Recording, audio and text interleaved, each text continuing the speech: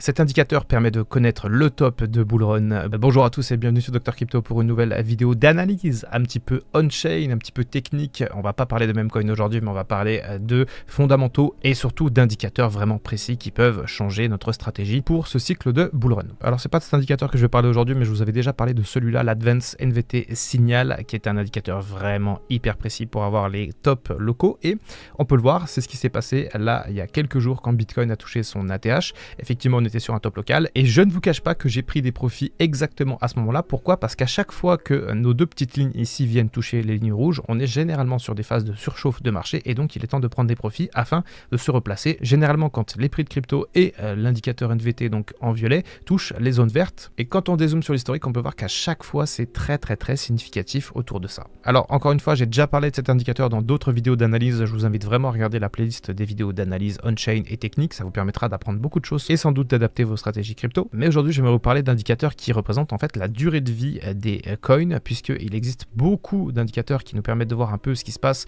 et notamment celui-là, le CVDD, que j'aime beaucoup. Le CVDD, qu'est-ce qu'il fait finalement? Eh ben en fait, il évalue tous les bitcoins qui sont inactifs afin justement d'en tirer des analyses, et en fait, cet indicateur-là, il est excellent pour voir les bottoms. Donc en fait, ça, c'est plutôt un signal d'achat, mais on le voit ici, en fait, à chaque fois, plus le taux de vieux bitcoins, entre guillemets, qui dorment depuis longtemps sur des portefeuilles sont vendus à un instant T, et plus on est proche d'un bottom. Et on peut voir que c'est très précis historiquement, à chaque fois quasiment ça nous a montré le bottom, et c'est à ces moments-là que beaucoup de whales, de gros porteurs se sont placés, parce que oui, historiquement, après ça remonte toujours. On a regardé le CVDD qui permet d'avoir quand même un bon point de vue sur les bottoms historiques de chaque cycle, et bien sûr on va maintenant s'intéresser au VDD multiple qui lui va observer l'inverse, c'est-à-dire les tops en fait du Bitcoin à travers les cycles. Et là c'est complètement la même chose, ça nous permet de voir les tops de Bitcoin quand tout simplement les plus anciens Bitcoin sont vendus. En gros, ça montre quand les whales historiques prennent des profits. Et on le voit très bien, ça se réalise littéralement à chaque cycle. On l'a vu en 2018, on l'a vu également en 2021, on l'a vu en 2024, l'année dernière, quand on a eu notre cavalcade du Bitcoin et des memecoins avant l'ATH. Et c'est vrai que depuis quelques mois quand même, on a des phases de hausse où justement on a beaucoup de prises de profit de la part des anciennes adresses. On peut voir que c'était le cas notamment à la fin de l'année 2024, et on peut voir que c'est actuellement aussi